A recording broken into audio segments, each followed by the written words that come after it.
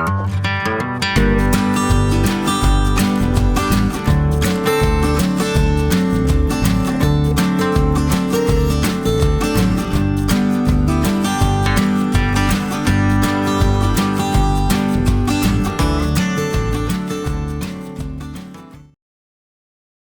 1.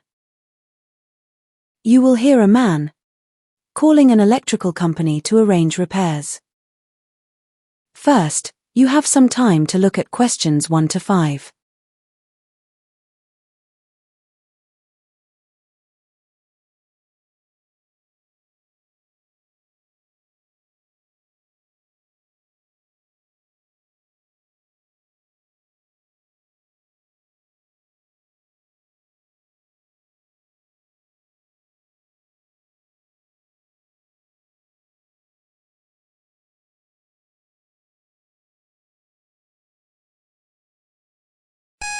Now listen and answer questions 1 to 5.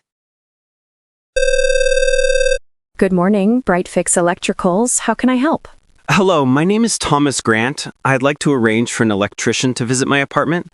I've had several problems lately, starting with the kitchen lights. The ones over the dining table? No, those are fine. It's actually the row of ceiling lights above the sink. 2 of them keep flickering on and off, and yesterday one went completely dark. I see. We'll load that as a faulty kitchen fitting. Anything else? Yes. In the living room, the main power socket near the television has started overheating. The plastic feels warm whenever the TV runs for a while. I'm worried it might be unsafe. That does sound urgent. We'll check the wiring there. Good. Also, my washing machine is making a loud humming sound. At first, I thought it was the motor failing, but a neighbor said it might simply be an issue with the electrical connection. Right. We'll inspect the machine and the plug line both. And then there's the bathroom light switch. It doesn't always click properly. Sometimes I press it and nothing happens, unless I press again harder. Okay, so that's another repair? Oh, I nearly forgot. The hallway smoke alarm. It's supposed to beep when the battery is low, but it has been completely silent for months. We'll replace that for safety reasons. Thanks. Before you hear the rest of the conversation, you have some time to look at questions 6 to 10.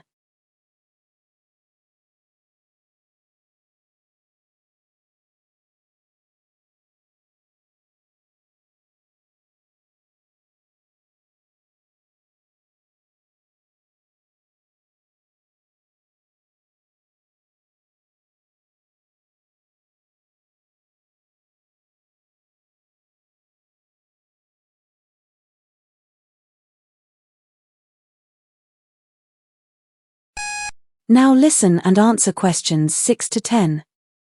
Now, about timing. I'm not home during weekdays. I leave early at 7 a.m. and get back around 7 p.m., but Saturdays usually work for me. So weekends are preferable. Exactly. Actually, this Saturday morning I'll be away shopping, but after midday I'll be available. Saturday afternoon then. That's fine. One more thing. My building has visitor parking at the back. The front gate is usually busy with delivery vans, so tell the electrician to enter through the rear entrance. Understood. Rear entrance, visitor parking. Perfect. And could you give me a rough idea of the service cost? The standard call-out fee is £40. For labor, we charge £30 an hour, and spare parts are extra. So, for your list of issues, I'd estimate almost £150 in total. That's fair. And how can I pay? We accept both cash and cards, but keep in mind our staff favors card payments because it's safer. No problem. I'll use my card then. Thank you. You're welcome. We'll confirm the booking by email today.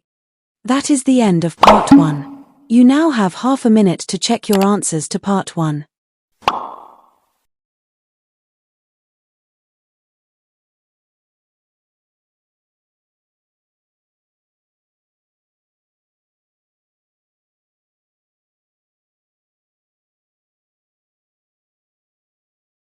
Part 2. You will hear a speaker describing the layout of a new history exhibition. First, you have some time to look at questions 11 to 15.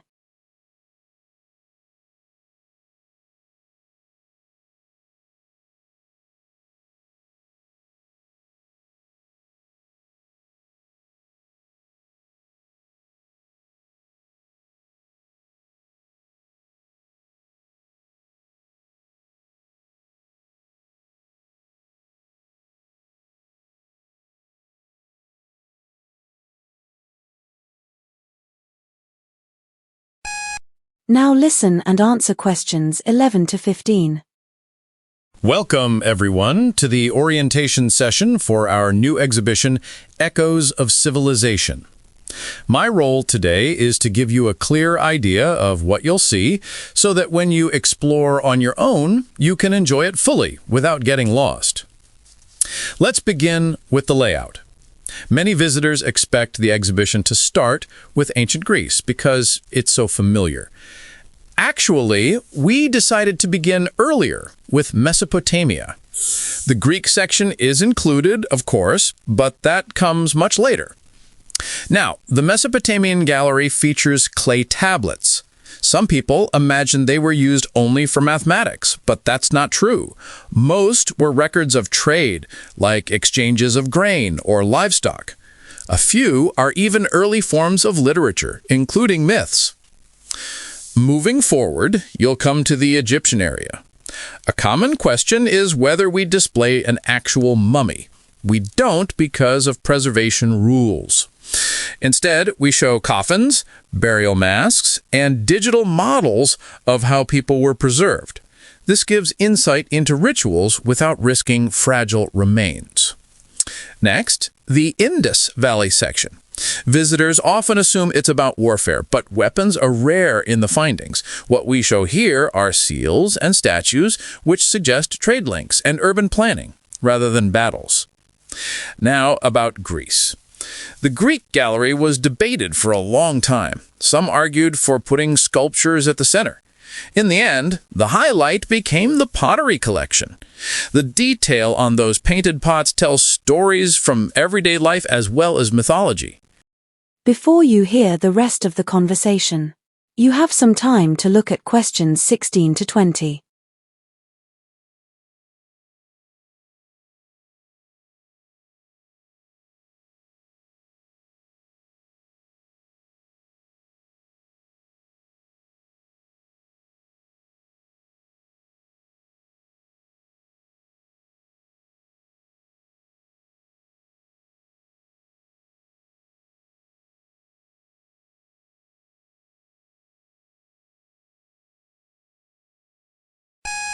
Now listen and answer questions 16 to 20. Now, after Greece, you'll enter the Roman section. Some visitors expect the spotlight to be entirely on emperors and their palaces, but that would give a rather narrow picture.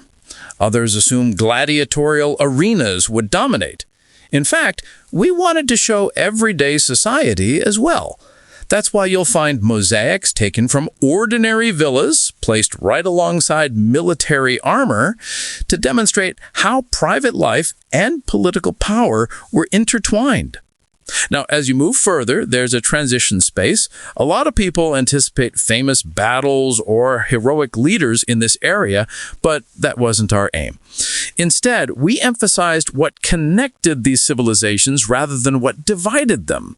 For example, technologies such as irrigation systems, roads, and even writing are displayed here as shared achievements across cultures. A common question is about photography. Some assume all forms are banned, while others think flash might be permitted in certain sections. In reality, flash photography is not allowed at all because it damages delicate pigments, but non-flash pictures are fine. We also offer interactive activities. Many parents think these sessions are designed purely for children, but that's not the case. Adults are welcome to take part too, such as making a clay tablet and inscribing their own symbols. Finally, when you reach the exit, you might expect just a souvenir shop. Yes, there is one, but right next to it, we added something less commercial. It's a resource center with books and digital archives, so visitors can continue exploring the history more deeply, even after leaving. That is the end of Part 2. You now have half a minute to check your answers to Part 2.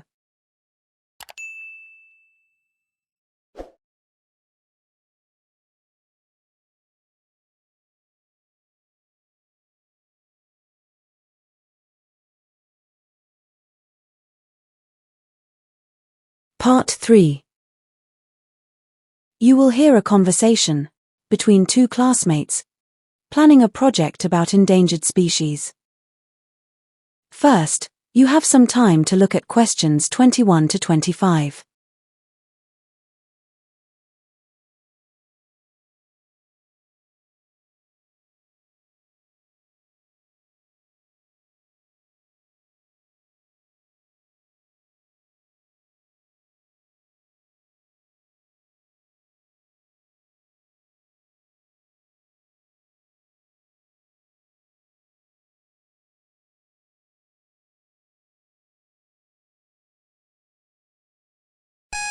Now listen and answer questions 21 to 25. So, Liam, have you settled on which species we're going to present about? Honestly, I was leaning toward the giant panda. It's iconic, everyone knows it, and it makes conservation sound positive. But that's the problem. Everyone knows it already. Half the class will probably choose pandas, polar bears, or tigers. I wanted something that sparks debate. Debate? You mean controversial? Exactly. That's why I suggested the ivory-billed woodpecker. Some say it's extinct, others argue it still survives. I thought that bird was officially declared extinct. Not officially until 2021. Before that, the U.S. Fish and Wildlife Service kept delaying the declaration. They weren't completely convinced, partly because people reported possible sightings. But sightings are unreliable. They could have been pileated woodpeckers, which look almost the same. True, but that uncertainty is exactly why the case is so fascinating. It raises the question, should conservation rely on hope or hard evidence? All right, fair. But what's the angle? We can't just say, maybe it's extinct, maybe it isn't. Well, let's divide it. I'll handle the historical records, old sightings in Arkansas and Louisiana, and how logging destroyed bottomland forests. You could cover the scientific surveys, like the acoustic monitoring and drone footage claims. Okay, I like that split. But we should also explain why the U.S. Fish and Wildlife Service was reluctant to declare it extinct until recently. Exactly. That hesitation reveals how much weight public hope carries in conservation. People didn't want to give up on the bird, so agencies delayed. But won't the audience ask what practical lessons this gives? We can't just end with, it's just a mystery. I've thought about that. The lesson is about resource allocation. If scientists chase ghost species, funding may get diverted from creatures we know still survive. Right, like how millions went into searching for the woodpecker when that money could have helped restore wetlands or protect turtles. True, but there's another side. The publicity attracted donations. Some private groups raised awareness about forest conservation precisely because of the mystery. So we need to show both arguments, the waste versus the awareness. Yes. Before you hear the rest of the conversation, you have some time to look at questions 26 to 30.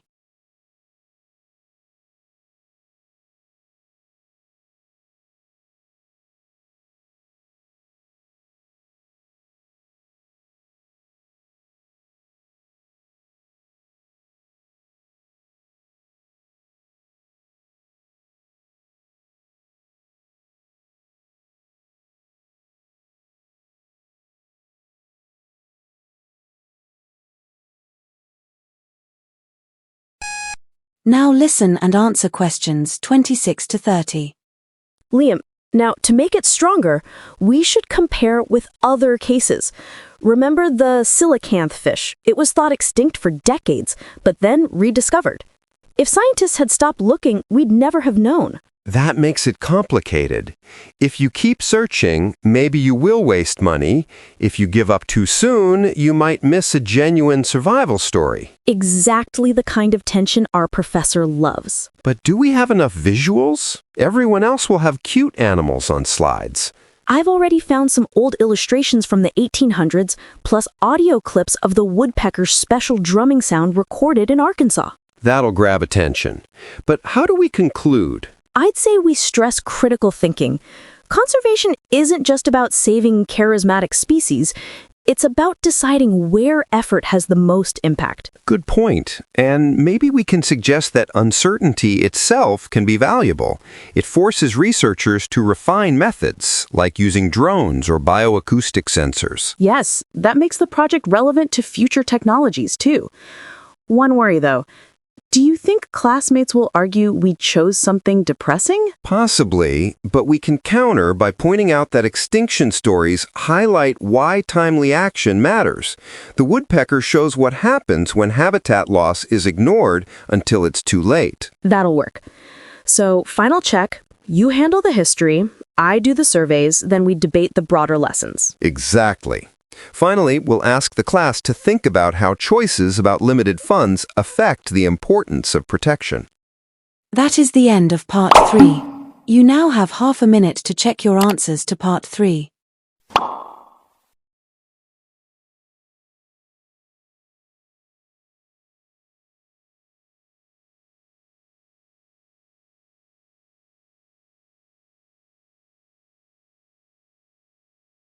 Part 4. You will hear a lecture about the Amazon rainforest and its global importance. First, you have some time to look at questions 31 to 40.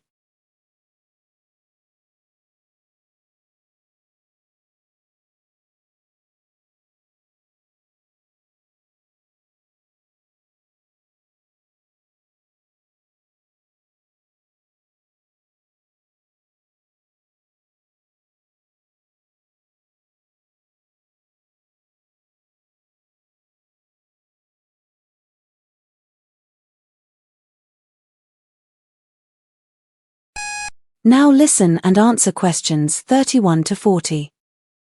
Good afternoon, everyone. Today's lecture explores the Amazon rainforest, a region often romanticized in documentaries, but seldom understood in depth. Stretching across 9 countries, it covers roughly 5.5 million square kilometers, which is comparable to the size of Australia. Despite that vastness, many scientists argue that its stability is far more fragile than we imagine. The Amazon has long been described as the lungs of the Earth. The reason is that its trees generate about 1/5 of the planet's oxygen through photosynthesis. However, this idea can be misleading. The forest also consumes oxygen during decomposition, meaning it works more as a regulator than a supplier of air. Rainfall is another fascinating feature. The region receives an enormous amount of rainfall each year, but much of it doesn't come from the ocean. Instead, water vapor released from tree leaves rises, cools, and falls again, creating a self-sustaining cycle of rain. This process is what keeps the Amazon green even during dry months. In terms of biodiversity, the Amazon is unmatched. Roughly 1 in 10 known species on Earth is found there, ranging from jaguars to unique plants still unnamed by science. The pink river dolphin and the poison dart frog are classic examples, animals that exist nowhere else on the planet. Yet, deforestation threatens their survival before many can even be properly identified. Human life within the forest is equally complex. Nearly 30 million people call the Amazon home, including more than 350 indigenous communities. These groups rely on natural resources for food, shelter, and traditional medicine. But their territories are shrinking rapidly as industries expand, particularly through illegal logging and cattle ranching. The consequences go far beyond South America. The forest stores vast amounts of carbon. When it's burned or cleared, that carbon escapes into the atmosphere, intensifying global climate change. For this reason, environmental scientists consider the Amazon's health a global responsibility, not a regional issue. Its influence isn't limited to temperature. The forest's moisture travels thousands of kilometers through wind currents, affecting rainfall patterns as far away as Africa. If large sections disappear, those distant regions could face longer droughts and unstable weather systems. In the past 5 decades, satellite data reveal that the Amazon has already lost close to 17% of its forest cover. Researchers fear that if losses exceed 20%, the ecosystem may transform irreversibly into dry savanna. Efforts to reverse this trend are already in motion.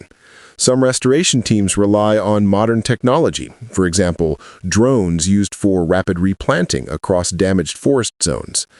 Others focus on incentive programs that pay farmers to keep existing trees intact rather than remove them. International collaboration is also growing. Through the Amazon Cooperation Treaty, several nations share resources and coordinate policies to manage biodiversity jointly.